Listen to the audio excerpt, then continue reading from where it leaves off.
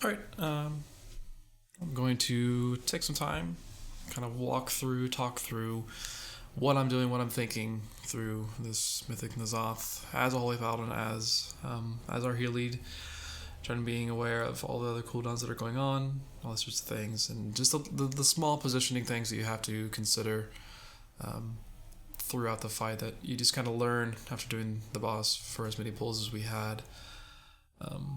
Especially this kind of a fight where each phase in and of itself is so difficult as you're learning it. And then as you get it learned, you're realizing that what you're doing in those early phases, since it is such a long fight, drastically affects the end of the fight. You just kind of have to get through those sorts of things. But I want to talk through the kill VoD, and last couple times talk about what I'm doing, what I'm thinking, I guess. But we'll see how this goes. I think this is probably like I think this is our fourth or fifth pull of the night. Um, Finally getting it down. I think we had 300 some odd pulls. But started the pull. I just set myself to be right where this basher spawns. They always spawn in the same spot. Pull a DPS in, but with the first paranoia that comes out here in just a couple seconds, always just ended up in this position. I never really went anywhere else. Just kind of said, okay, this is my spot. I'm gonna be here. Everyone's gonna figure this out. They know where people are gonna be throughout the entire fight.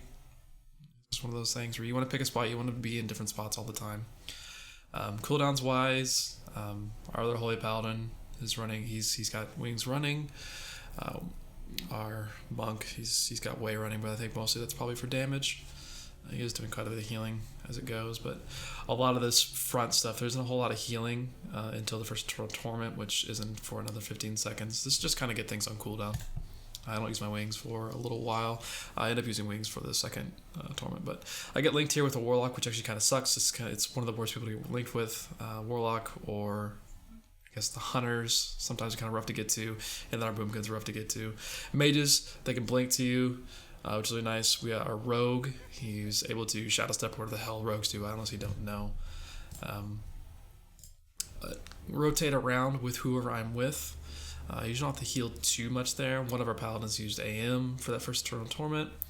As soon as these tentacles spawn, I'm going into my cooldown, so I use HA, I use wings. I have the Mott trinket as well, so as soon as I pop both those things, I'm usually trying to find one of the Corruptor tentacles. If not, then a Basher tentacle, I'll pop that on just to add a little more damage. Making sure that at least use HA beforehand. I do have a haste tracker right here. So I can see what my haste is at any given time, but I don't really try to min-max that too much with the trinket, just get it on cooldown, because mana was quite a bit of a concern throughout most of this fight. So I find a Corruptor tentacle, throw a trinket on it, and just kind of continue healing. These people up here in these two groups, they're our first Psychus phase, so I'm focusing most of my attention on them. They're the ones that are going to be most concerned about through the second Eternal Torment. We don't have any DR for this. We don't really need a DR.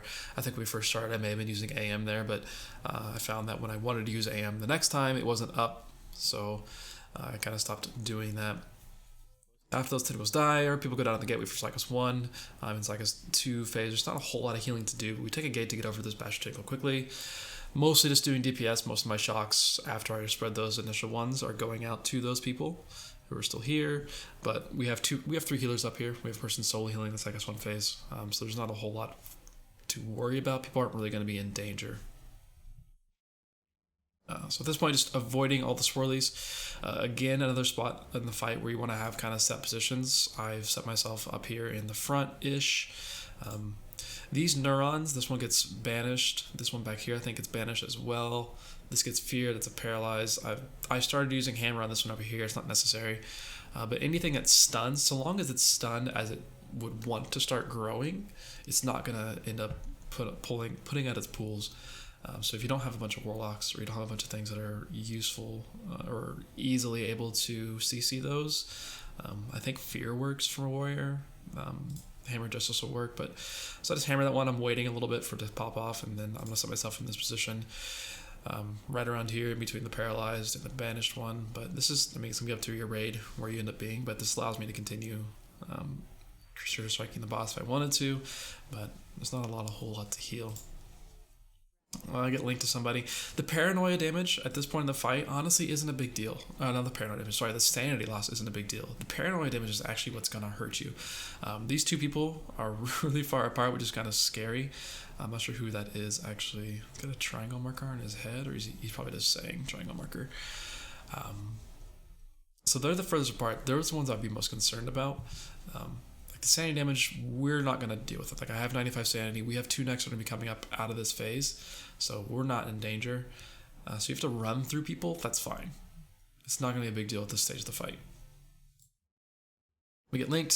So you're getting dragged to the backwards. So we're in the front. I'm just looking around, making sure I'm not going to be dragged through anything. There is a neuron in the back here that isn't banished or anything that needs to be damaged. I just want to make sure I'm not going to be dragged over this one. And actually, I may get dragged over it. I can't remember. Or I think my partner might have gotten dragged over it. I know the pull before this, I got dragged over one. It's a little scary. You take a lot of damage. If you take more than 1 tick, you're probably going to be screwed. These psychophages as we're running over, the paranoia change with tanks not getting linked actually helps us a lot. Tanks are able to gather these and kind of keep them away from the group on the left side. We have a monk up here in our face, so he's got the Dave statue over here. You can see it. So it was taunting all of these psychophages as they were spawning. Kind of dealing with that. We had blinding light, or my blinding light I have. We have shining force from our disc priest. The monk had a ring a lot of the times during those grips. As we were getting gripped, right before you can see the ring right here, he would throw the down somewhere, just kind of make sure they're not going to cast on us, because it can be a scary moment of the fight, especially if you have a lot of them casting. And then if there's a lot on us, as we come out of it, I'm probably spamming my blinding light, just trying to make sure it's not actually not gonna hurt anybody. Never went backwards, but this is, I think, the only time this ever happened to me was on our kill vid. I horsed over to the Bastard Tentacle, which is a really bad idea. Because I take this initial melee hit and like, oh shit, I need to get out of there. And I realize I'm taking that melee hit, so I walk out, and I think, as you see our tanks right here. And I go down to 1% health, and I go back in and take a 3rd melee and die. Which is bad, obviously. It's just avoiding that. Usually I was actually running forward. I was horsing forward to the boss, getting trigger strikes on the boss. That time, I don't know, I was just afraid of the psychophages for some reason, and went backwards and went through the tentacle and got meleeed. So just avoiding that's always a good idea. And there's a spike tentacle here as it is.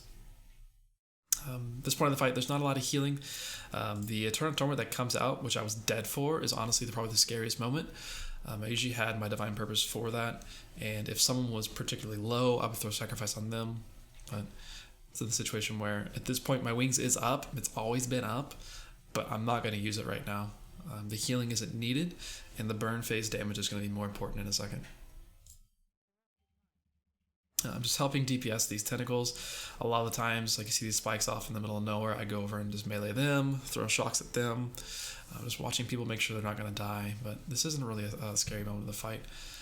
So we have Psychus 1 finished, actually finished a little bit early. This is the torments coming out. A lot of times they would be spawning after the torment, middle of the torment, something like that. When that happens, when the torment's starting, especially since we have only 1 healer in that phase, as they're coming up, just kind of giving them a little more extra attention, making sure no one is super low, doesn't need any kind of emergency shock, but it's going to be these first 2 groups. If they're low, I'll throw something out, but otherwise, popping my cooldowns, and I'm essentially full damage mode, using Light of the Dawn to heal up, not really using anything else to heal. Trinket comes up again, right then, which is kind of why I should mention that. I don't use Trinket on pull. The damage 1 isn't necessary, 2, the mana return isn't necessary. I use it on that first set, or the second set of tentacles, for that reason. And it comes up immediately with this burn phase, which is the next best point to use it. So it does quite a bit of damage to the boss, especially since we're using Lust here. A lot of times I would end up at over 200% haste with HA, Lust, whatever procs I had rolling at that time. So it's not a negligible amount of damage, and the mana return is important right now. So we're stacked up, just waiting. The Psychophages are being killed off by our tanks and a couple other ranged DPS on the side. Away from us, we don't have to move. But I'm full damage into the boss. Sometimes if I have an IT proc, I can just spam shocks, but just kind of sitting there spamming damage. Wasn't a particularly great burn, but it was a pretty good burn, 87%, 86.6 actually, so that's actually pretty solid. This shows up, it's rounding up, I guess. We had a couple burns, we were at, it was actually showing 86 on the boss frame, so that was a pretty solid burn, but the Paladin damage there actually is pretty solid. But at this point, we kind of just repeat the beginning of the fight. I'm in the same spot. Our tanks have swapped, but it's not a big deal to me. I stay in the same spot. Just kind of getting linked here. One thing about this stage of the fight is the damage here actually gets a little more intense for the Eternal Torment that comes out upcoming here in 14 seconds after this paranoia. I don't necessarily know why. I think it's we just have fewer cooldowns running. But as this became one of our more destructive points of the fight, I have more glimmers out. I was kind of just balancing between doing more damage at this point. Do I want to keep more glimmers out? I don't know. But this is kind of one of the sketchiest moments of the fight without any DRs going, especially with the Eternal Torment that comes up. So trying to heal a bit more. There's a lot more hard casting that comes up. I get linked with a rogue here, but since they are melee, they kind of know that I'm there, and they wait for me to come to them instead of me having to come, or them coming to me at this point, because they're still trying to kill off this Basher. I think the Basher actually lives a little long on this fight, but this Eternal Torment is sketch. It's kind of the scariest one we have for a good chunk of the fight. We do have AM there. We use Revival there also in the middle of that. Just to kind of help keep people alive through that, but I think Revival missed quite a few, like this Warlock over here, Cantrum. I think the Revival may have missed him, but it's a scary point of the fight. People need to be aware of that, using personals there if they can, because we don't use personals again for quite a while, for another 3-4 minutes, so they should be able to use it any personal right at that point. This point is rotate over, getting set up to start the Psychus phase that we're in. I try to find a spot in the middle here because I'm going to be using our Mastery with the next Eternal Torment that comes out. It's another spot where I'm going to use my Divine Purpose as well with the AM. Try to find a middle spot in the group. There's a tentacle here this time. I'm just looking for people who are low if they need an emergency sacrifice or something. Again, saving wings. I know I need it. I know it's up. I can use it, but I know I need it to start off this Psychus phase, especially as we were learning the fight. As you enter this gateway, make sure you're actually continuing to move, because you see these red puddles that are spawning. Sometimes they can spawn on you. Generally, I would just move out to the left. Our gateway to take is right actually up here, but it's scary to move right. I don't want to take sanity damage, because this is going to be the point of the fight. If you take sanity damage, you're going to go insane, and you don't want that to happen, especially as a healer. As soon as we get down, as soon as I'm able to use abilities, I'm going HA Wings, taking the gate, and my first shock is going to be basically whoever's lowest. And at this point, we're actually pretty healthy, which is nice. This Psychus phase, I've changed what I was doing a bunch, like how much I was healing, what I was doing. Towards the end of our progress, I noticed that my mana was getting super low, so I'm actually actively avoiding using Light of Dawn as much as possible. It's not going to hit a lot of people in this phase, generally, because it's where I'm going and where the range are. Like, most of the range right now are in this area. I just realized that my mouse isn't shown, but whatever. Most of the range are here in the middle. So if I'm off meleeing something, they're not going to see it. But as soon as I take that gateway, I make a beeline for this Synapse that's in the middle of nowhere. I don't think we ever actually kill this Synapse, so the damage is wasted. It's wasted anyway, because it's not Synapse we're killing, but it's just so I have something to hit that's in range that I don't have to move very far for, because the contempt damage combined with the dark arrows damage is kind of sketch. So just doing as much healing as I can. Our monk is down here with me healing. He uses Way of the Crane after my wings runs out. I think this time we had been pushing this Psychus so quickly, so I didn't bother going to the Synapse that they killed over there, up in the top above me. The Synapse is the next one to die. Generally be able to melee that one, but you can see all the psychophages where they are. Like, going into melee is just, it's so scary. And if we didn't need the damage, I don't feel like risking it. There's no point. Psychophages will often aggro on you, especially as a paladin, especially if you're using your cooldown as you roll into there. You're just going to have healing aggro as it is. That's just another point where having blinding light is amazing. you need that emergency blinding light. We talked to our mages. We had 2 mages in this phase. Like, hey, I'll probably need a or Dragon's Breath, whatever the hell they have. I'll probably need this here. Please watch for it. So they stun if I need it, or if it's needed in general, because the ranges are also kind of generally by me. That contempt damage is no joke. Just kind of running along, following this. I actually use, that's another thing with my Mod Trinket, using that on cooldown in this phase. Yes, it would do more damage if I waited, but we don't need the damage, and I need the mana. So I use it as soon as it pops up, and I'm using it on the Psychus. I'm not trying to use it on a Synapse, because using it on a Synapse, it could get wasted if that Synapse dies. So just directly into the Psychus, get all the mana back that I can. And again, Light of the Dawn is active and available, but I'm avoiding using it because I don't want to use the mana. I don't want to hard cast a whole lot in this phase if I can avoid it. You can see those black arrows coming out. That's kind of the scariest point. That's the overlap of the black arrows anytime we're moving. Just trying to minimize my movement as much as possible. I do follow over the Synapse, but not really necessary. I just want to make sure I don't have to use anything drastic here. I can't use Bubble.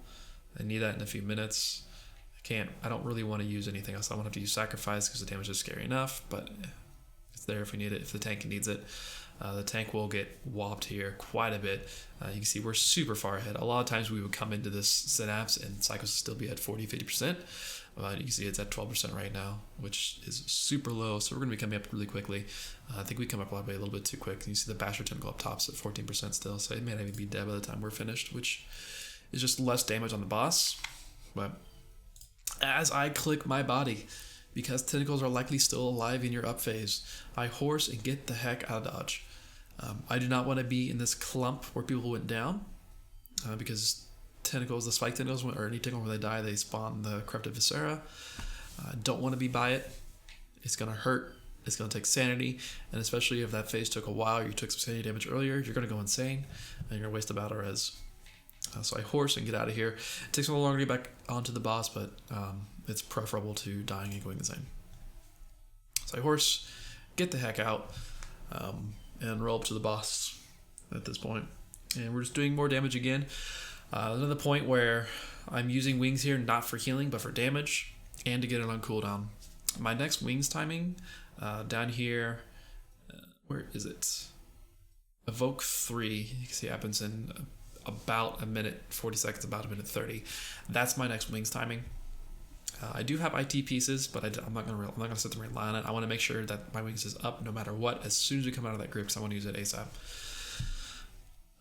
So I'm using it as Sentry Riders come up. I have been using it a little later, but it was so worrisome relying on an Ineffable Truth proc. Just use it early, whatever. Put more damage in the boss. Do some catch-up healing as you can. Actually make a mistake here in a second.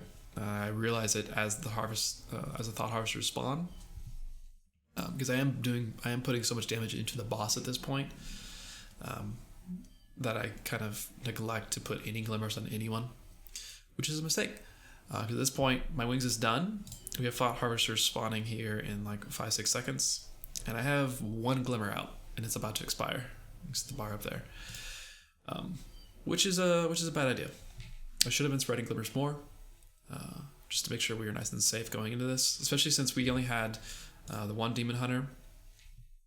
We had for a while, for most of Prague, had 2 Demon Hunters in to have a second Darkness with our barrier here, just to reduce the damage even more. But it worked out okay, I suppose. So at this point, just kind of full healing mode.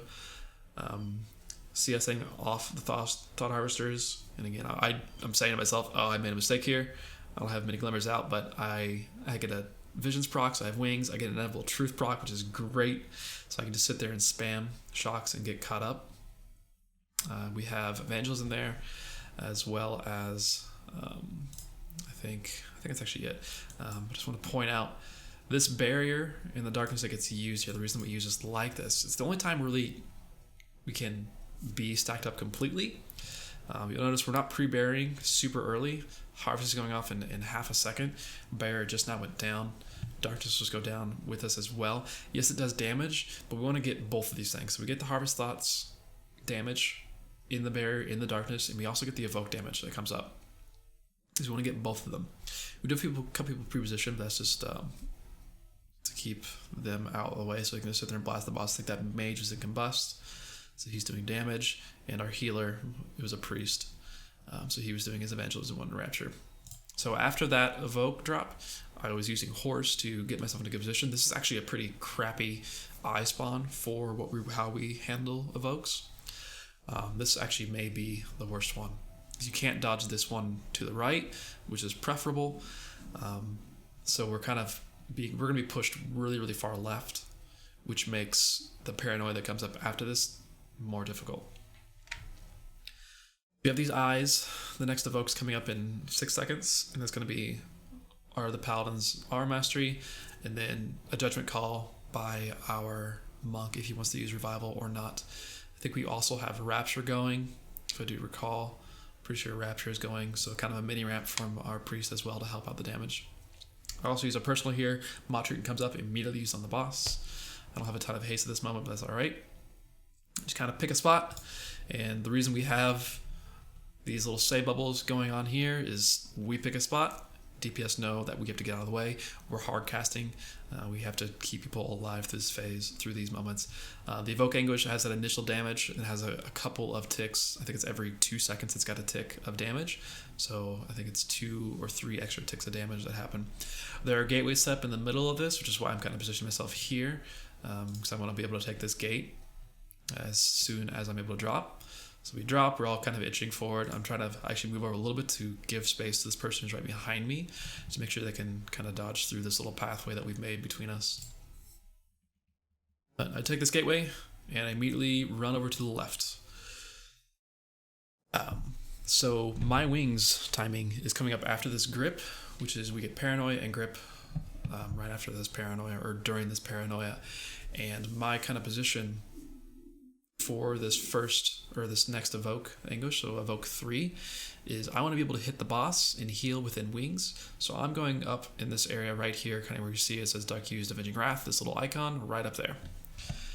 So I've started putting myself over to the left as much as possible and hoping that the person I'm linked to can come to me. Sometimes you will have to make a decision, okay, yeah, they're not getting to me, I have to go help them and get to them. Luckily, I'm linked with a mage. He's right behind me, so he's actually going to blink forward, and we're going to be fine.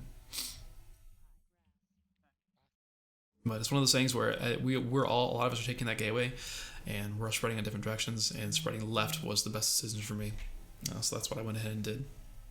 So you get linked, we're getting pulled to the front, so we go backwards. Mage kind of got lost there get lost in the sauce for a second. But again, setting myself up to get gripped forward to that position that I want to be in. We rally this Evoke. We use personals. We use either a health. We have everyone should be using a health stone or a health pot to help out. But we have rival available also, which is really nice. This is one of the scarier points in the fight. We had a lot of discussion about what we want to use DR wise here, but this is what worked for us best. That's the reason we worked out this way. So as soon as this ends, immediately going into wings. Actually, I don't pop HA with this initially because I need that burst healing out front. I don't want to use 2 GCDs, basically. I got to make sure I can get some healing out. In this way, I have some carryover healing towards the middle of this. After we get done dropping Evoke and people are moving, I'm able to continue healing up pretty powerfully.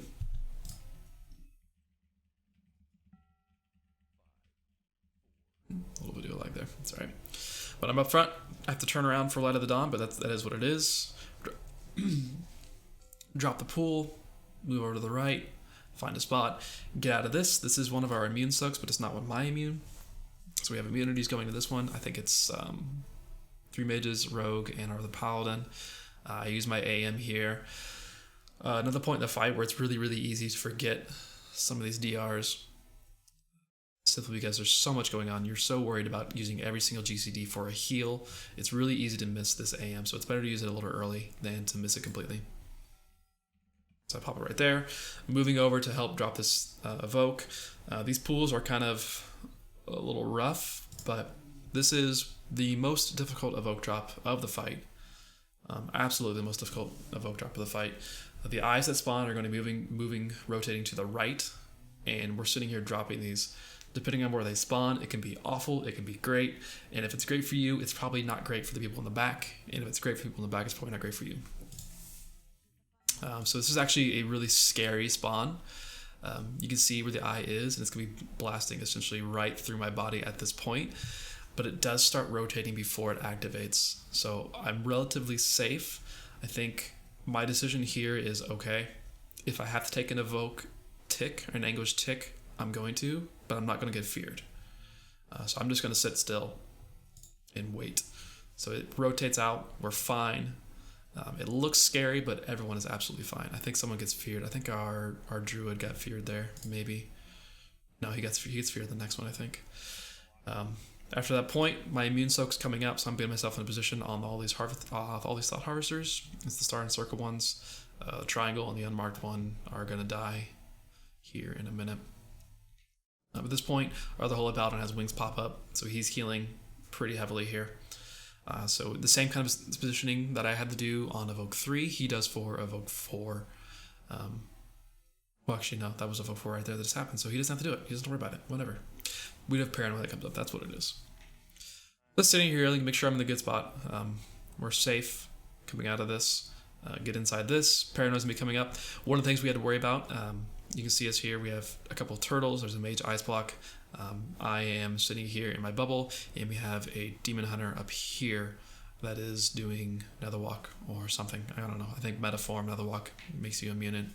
I don't know. I'm not a demon hunter. I don't care.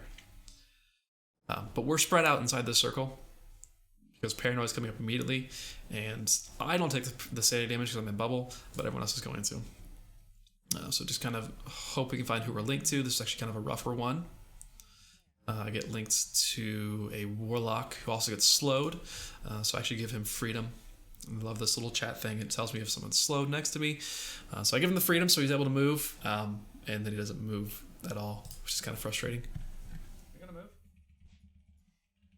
Scare me. You're safe. We just didn't move for a second. It's like, all right, that's fine. Our druid died there. We had a better rest for him. That's all right. At this point, we're just kind of topping people off. These thought harvesters are going to die, and we're burning the boss. Evangelism ending, way the crane just got popped. So I'm kind of making a decision of how much damage do I want to do. It's also really important that people are actually topped going into the chamber phase. So my wings is coming up, and while I would love to be able to use it just on the Annihilator, it's also a matter of I want to be able to have it come back up when I want it to be able to come back up. So I think I do use my wings here before we actually go to the chamber phase, which does mean I'm going to get wasted a little bit, but it means we're going to be safe. Again, trigger comes back up, use it immediately. I think I wait to use HA until we get in a chamber phase, which is really nice. This is actually really scary. I almost missed my click here, but it worked out okay. Go to the chamber phase, make sure you're not pressing any movement buttons, because you will go off in the middle of nowhere. And we want to sit still for this. There's a bomb that explodes about 6 seconds into this. So as soon as I get here, first thing I'm doing, I'm looking for anybody who is any bit of low health. Because this bomb that explodes, I think it's the back bomb behind the Annihilator up there. It explodes, does a ton of damage, and it's based on proximity. People are just getting there. We're not really set up. If they're close or if they're low, they're going to die. So I'm looking for the person who's lowest and trying to get them some healing. That bomb's gonna explode here in a second. Right there. We just heal up. Kind of just damage this boss. This is a really, really relaxed phase, honestly. It's scary, but most of the damage is either you're gonna die or you're not gonna die. So we're just dodging. Things to note about dodging: you don't want to dodge into a wall. I made the mistake too many times. Don't dodge toward the wall. Don't try to run through the boss. These are bad things to do. Just run away. You're not gonna be able to heal. If people take the damage, they're going to die. It's their own fault. We have plenty of time. These bombs are, alright, he's got 0 bombs left up here. They're not exploding, that set phase, so we're not worried about healing. Just dodge, stay alive, and be fine. Yeah, I had to say, I even stopped there for a second just to make sure I was safe. Like, screw this, I'm not gonna get killed. These bombs, we do have one explode, so I'm making sure I'm spreading glimmer as much as possible. We'll go from there. The timer is super helpful because if you have people who can use personals, they want to use personals as it is exploding. You have a 10-second countdown, so you know when the damage is going to happen. So you can hold like a Light of the Dawn proc if you have it. It's going to cast here in a second. I probably should have held that shock, but it's okay. It came back up. A couple out of the Dons, we're out of it. IT proc, we're great. We had a discussion. This fight, it's kind of weird because once you get to chamber phase, you've almost beaten the fight. There's a lot left, but you're basically done. You can see it in the top right. N'zoth's at 37%, so that's a really, really solid burn. We're sub 40 before you even go back into that phase. But the healing here and everything, there's not a lot to do. So we didn't have a lot of pulls to figure this out. I think one of the pulls that we got pretty far into phase 4, I think it was our first 30% wipe. We used an AM, I think, on these bombs, or the bombs prior, hoping it would be back up because of Inevitable Truth, but it ended up not being up. So we're not using any DRs here. We're just living through things and healing through it. Again, it's proximity damage, so if people walk away and they're smart about it, it's fine. Again, my wings, it's up and it's available, but I'm not going to use it until we get back into N'zoth. This bomb is going to explode, and we could use that healing. It's just not necessary. Boss explosion, we're fine. We got to dodge again. Just be safe. Again, people are low, but it's their own fault if they are. We're just healing up from that bomb. Coming out of this gateway, you want to make sure you're W keying or auto running, because running will actually put you at the boss. Even though you don't really have control of your character, you can't see it, it puts you there. So immediately, I'm rolling into my cooldown. Wings and HA are popped at the time. And I'm just healing up at this point. I made sure to tell our other Paladin because I think his is up as well. So he held. And now at this point, we're basically at the same cooldowns as we had in the first time we go through this fight. Barrier, Darkness for the Thought Harvester. We spread super early. I think we're just kind of worried. So most people miss the Barrier and Darkness for the Evoke tick. It's alright. It's alright. We'll get through it. We have more things rolling here healing wise than we did the first time through, so we're okay. Some people are gating. I could have gated. I just felt it wasn't safe. You want to beat these beams as far to the right as possible because the next Evoke we're going to drop is in BFE. This Evoke, again, it's an AM. It's our other Paladin. He already popped it. I tried calling for it, but he got it already, so we're fine. Okay, there we go.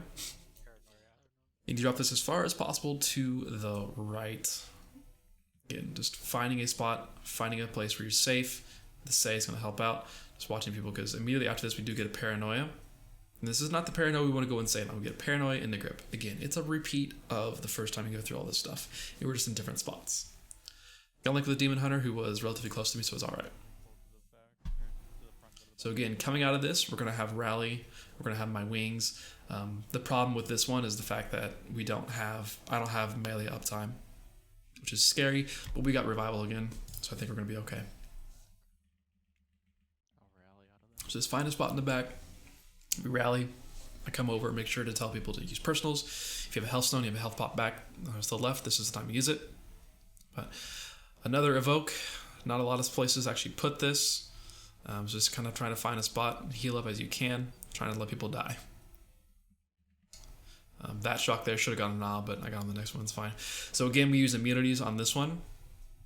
So there are a couple hundreds. Basically, anybody that's got an immunity, they're hopping in. It's not really assigned. If you got an immunity, just go into it. And again, we'll use my AM for this Evoke that comes out here in a second. I may actually miss it. No, I missed it. No, I didn't. Okay, I got it. I was worried I didn't get it. But again, we're dropping these pools as far back as possible. The vertical space does not matter. We're trying to dodge these eyes. We got pretty kind eyes here. I mean, this space is absolutely wide open. If those were worse, we would have had to do some funky stuff with dodging. We get through. The next thing that's happened, we're going to get our paranoia links, but this is the point where we're going to stack together and just go insane. We all go to melee. Our tank is in danger. Tanks are going to get just absolutely trucked here for a long time. 4 harvesters are up. They're not going to die. They do a ton of damage. They've been getting their mind racks off. It's just painful. Saw him, he called for PS there, I think. No, Foxy called for PS. Saw him got sack. He's going to get a bop here in a second also. But these paranoias happen. Just kind of trying to stay alive at this point. There's going to be eyes that spawn here in 4 seconds. They're moving to the right, so you want to dodge to the left. We got Paranoia, we're going insane. We have 16 seconds to kill the boss. But we should have dodged this left. I went right. You can see my Warlock partner did not, which was the correct call on his part. So I murder him, but I have bubble, so I stay alive. But at this point, we just burn. The last 15 seconds of the fight, I use 0 healing spells. And I yell a lot. So, that's that. That last phase, I think that was probably maybe our 7th or 8th time getting into that phase. And that was it. Oh, it closed immediately. That's alright. There's our work-off logs. The healing breakdown for the fight there. Our disc breeze pumped like mad. It's of course it's going to depend on where you are in the placement. If you're solo healing that first Evoke or the first Psychus phase, the fight's going to look completely different. But I was in Psychus 2, and I had to hold my wings a ton. I had a lot of thoughts about changing my corruption to not end up being ineffable truth, but it felt more important to have those wings come up in the end of the fight, so I kept it on. Even though I'm holding wings for such a long period of time at the beginning of the fight and in the middle of the fight, it's so worthwhile in the last part of the fight. So I'm gonna actually look. Last 6 minutes of the fight. I hate you. Work off logs. This is when Thought Harvesters spawn.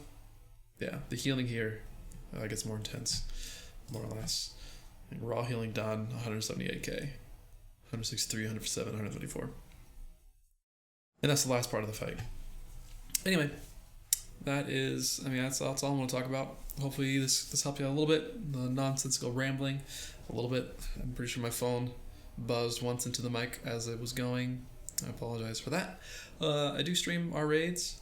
We'll see what we do going forward if I'm still playing Paladin, but might be playing Monk a little bit on re-clears or Priest, depends on what our healing comp looks like. You can find me twitch.tv/tbham, spelled as it is said.